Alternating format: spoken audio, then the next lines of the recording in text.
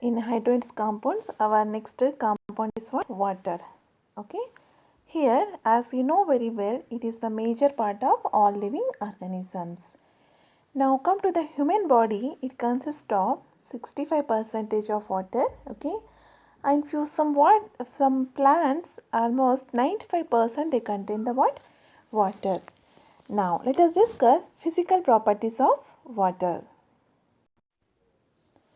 Now come to the physical properties. It is a colorless, means we don't have any color, odorless, and we don't have any tasteless. I am talking about the fresh water. Okay. So here if you see, as you know very well, it has the high boiling point and freezing point and heat of evaporation. Because of why? Because reason means because of presence of hydrogen bonding. Okay. As you know very well, water contain what? Intermolecular hydrogen bonding. Already we came to know what is the intermolecular hydrogen bonding. Okay, here for example we have the two water molecules.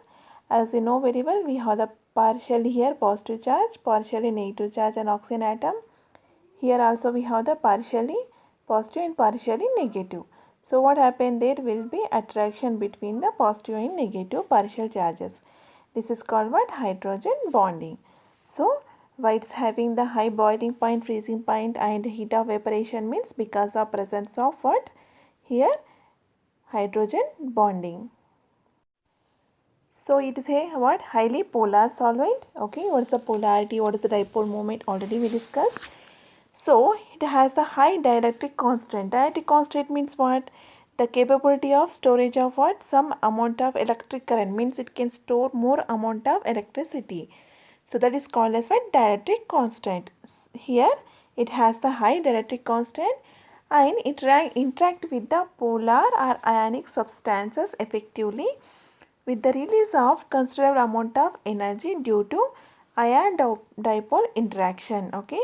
So as you know very well, for example, sodium chloride ionic compound. Okay. It can be, so what happen if it dissolve in the water, it's going to be dissolved, means there is an interaction. Why it's going to dissolve means because of presence of what? Ion dipole interaction. Okay. The dissolution of covalent compounds like urea, glucose and ethyl alcohol is due to the tendency of these molecules to form hydrogen bond with water. So what is the meaning of here means? So already we discussed here glucose, urea are non-electrolytes, means they are not going to dissociate or they are not going to conduct electricity. Okay. So as you know very well, when you add the glucose in water, what happens? It's going to be dissolved. Okay. So glucose is going to dissolve. Why? Because means here there is no dissociation. Still it is going to dissolve. Why? Because means formation of hydrogen bond. Same as the sugar. If you add the sugar also, what happen? It is going to dissolve in the water. There is no ionization of what? Sugar, but still is going to ionize. Why? Because means it is formation of hydrogen bond with the water molecule. Now let us discuss structure of water molecule. Okay, it is a what? We as you know very well, it is having the bend shape and V shape. Okay, with bond angle 108.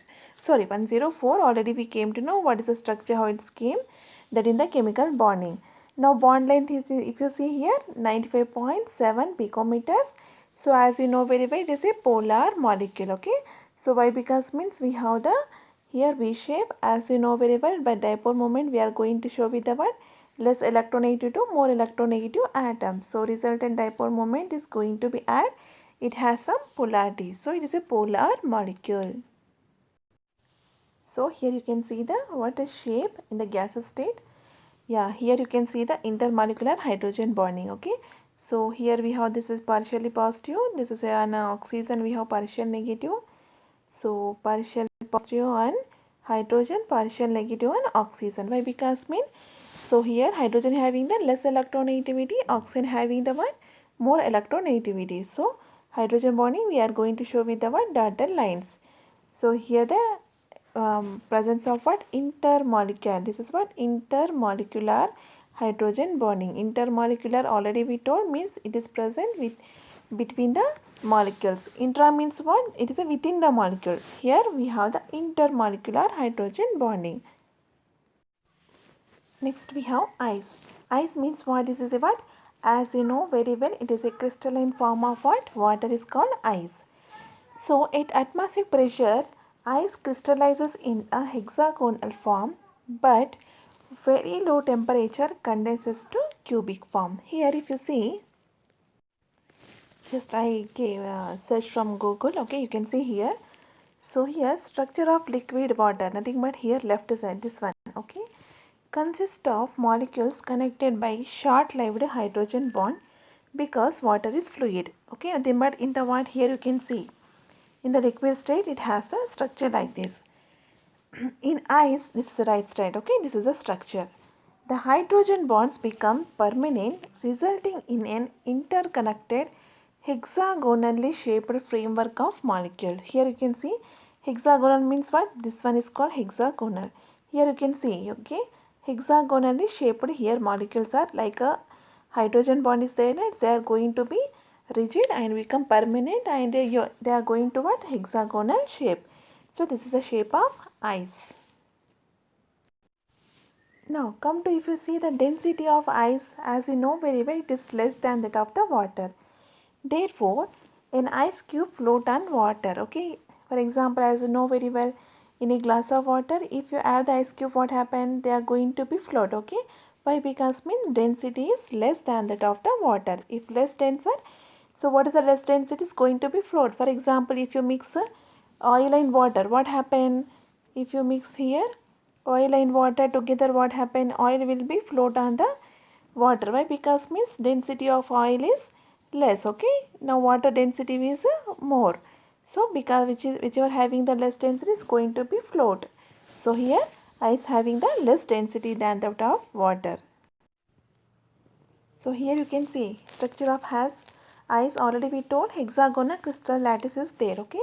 So as you know very well, in the hexagonal, this is the shape. Okay, this is what hexagonal shape is there.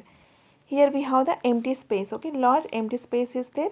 Because of this reason, we have the low density and more volume. As you know very well, density is equal to what? Mass by volume. Okay. So less density means what? Here we have volume will be more. Why? Because means we have the here inverse relation. Okay, inverse relation is there. So low density means more volume. So that is the reason ice float on water. Here you can see. Okay, ice cube is what? Floating on the water. Now structure of ice. Okay, so it is a what? It has a highly ordered three-dimensional hydrogen bonded structure. Okay, already we discussed. If we have the what? Hydrogen bonding in the water, it's so having the one in the ice. So if come to now examination of ice crystals with the X-ray. Okay, X-ray is one of the technique. So in that what happened, you can see each oxygen atom is surrounded tetrahedrally by 4 oxygen atoms at the distance of 276 picometer. Okay, so here for example we have the oxygen. Okay, here oxygen tetrahedral shape, you know very well. Okay, so here we have water molecule H2O, H2O, okay, H2O and H2O. Okay, here we can't go for the 3D. Okay, you can go for the just 2D. So for example, is take this oxygen. What happened? This is surrounded by the one tetrahedrally 4 oxygen atom like this. Okay, for more information you can go for the search because I can't draw here 3D picture. Next, hydrogen bonding gives ice a rather open type of structure with the wide holes. These holes can hold some other molecules of appropriate size interstitially. So what is the meaning here? So here you can see we have the what? Wide holes, nothing but we have some space. In these spaces it can hold some molecules. Okay, interstitial means what? In this space is going to hold some molecule. Okay, this because of presence of hydrogen bonding, so it has some empty spaces there. That is called interstitial space here. Now let us discuss chemical properties of water. Okay, before going to that, just go for the recap. Bronsted-Lowry, okay, acid base theory. What is that? Already we discussed. Again it's going to come across, so just go for the recap. Here according to Bronsted means what? Acid means what? it is a proton donor.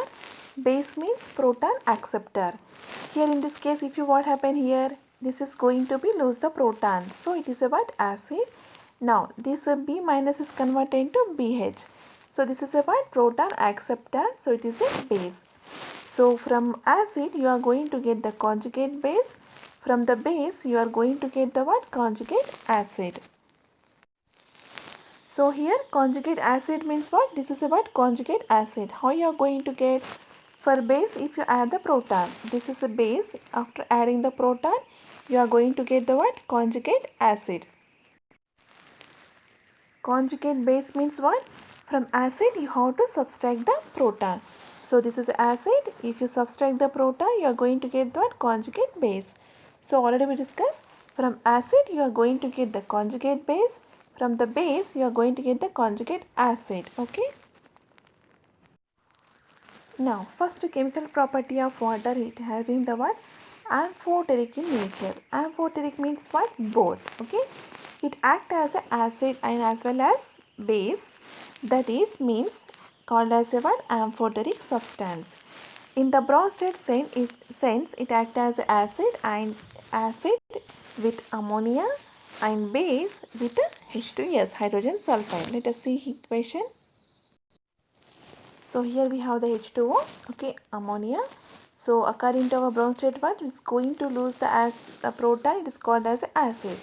So H2O going to lose the proton, giving the proton, so it is a what? Acid. From acid you are going to get the conjugate base.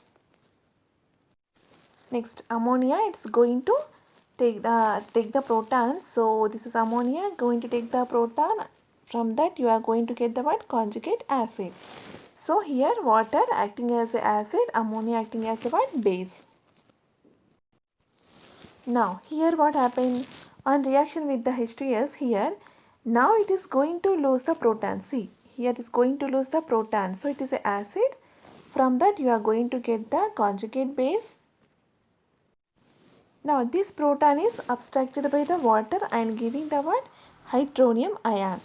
So it is taking the proton, so it is acting as a what? Base. From that you are going to get what? Conjugate acid.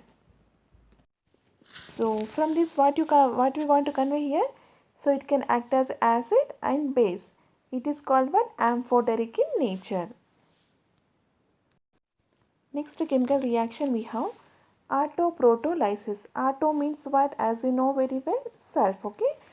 Protolysis means ionization. Self-ionization of water means what happened here? One water molecule acting as a acid, one water molecule acting as a base. So acid means it has to lose the proton. From that you are going to get the conjugate base. And from base means it has to abstract the proton and forming the what? Conjugate acid. So this is example what? He is going to undergo self-ionization. That is called what? Autoprotolysis. Next chemical equation what we have? It can easily reduce it to dihydrogen by high electropositive elements. Means here we have the water, okay? From H2O you are going to get the hydrogen, dihydrogen. And reaction with the electropositive elements means, as you know very well, sodium is a first group elements. It having the high electropositivity. So you are going to get the sodium hydroxide and hydrogen. So here what happened? Reduction. Why? Because means here in this hydrogen oxidation number how much in the water? +1. Here in the elemental state hydrogen oxidation state 0. +1 to 0 means it is a reduction. Okay. So it is a great source of what? Dihydrogen. So you can produce a dihydrogen from the water also. Next we have photosynthesis. Well known example. Okay. So in photosynthesis, as you know very well, oxygen is going to be liberated. Okay, how it is means water is oxidized to during photosynthesis. So you are going to get the oxygen from where? Water molecule. During that process, it is going to oxidize. Here carbon dioxide on reaction with the water. In water, oxidation number how much? -2. Okay. It is going to give the glucose, what's carbohydrates. You can, okay. Next, here oxygen going to be coming out. Here oxidation number how much? 0. So minus 2 to 0 means it is called what? Oxidation. Nothing but increase in oxidation number is called what? Oxidation. So it is going to oxidize it to oxygen during the photosynthesis. Next, on reaction with the fluorine, also it is oxidized to oxygen. Already we discussed, okay, this is fluorine have some exceptional behavior. Generally, all halides giving the what? Hydrogen from the water, but here fluorine we have different behavior that we already came to know in the stoichiometry. Now, fluorine on reaction with the water, it is giving the hydrogen fluoride along with the what? Oxygen. Here also you can see minus 2 to 0 means increase in oxidation number is called what? Oxidation. Next we have hydrolysis reaction. Okay. So here as we discussed, it having the high dielectric constant, nothing but it can store the more electricity. So it has a very strong hydrating tendency. It dissolves many ionic compounds. Okay, as you know very well. For example, sodium chloride. It is going to dissolve in the water. Okay. However, certain covalent and some ionic compounds are hydrolyzed in water. Here, hydrolyzer means what? Here, see, simply there is a breakage of bond between the hydrogen. Okay, here we have the breakage of bond. That is called what? Hydrolysis. Lysis means what? Nothing but breakage. Okay, meaning of lysis means what? It is a breakage. So here what happened? Here if you see this covalent compound and reaction with the water giving the phosphoric acid. Now silicon tetrachloride, water giving the silica with HCl, and azide ion and reaction with the water gives rise to ammonia and 3 moles of OH minus ion. Here what happened? So you are going to get the H plus OH minus. Okay, water if it's undergo dissociation. So 3 moles is a 3 moles OH minus ion. This H plus react with the in azide ion nothing but you are going to get the ammonia and 3 OH minus ion left as such. Okay. So they are giving the this type of nothing but here what happened in each case there is a breakage of water molecule. Okay. So it is called what? Hydrolysis. Now next hydrates formation. Here hydrates of formation what happened? There is a no breakage of water molecule. Okay. Simply it is going to attach like that. It is going to be sit as such. Now let us see here. From aqueous solution, many salts can be crystallized as a hydrated salt. Such an association of water is different type. Here, simply hydrate formation, here we have different type. First we have coordinated water. Means what? Here we have the chromium is a center atom. Okay. So here we have the coordinate covalent bond. Okay. Nothing but we are going to show donor to acceptor. In this what happened? All water molecule giving the electron to chromium. So it is called what? Coordinated water. Okay.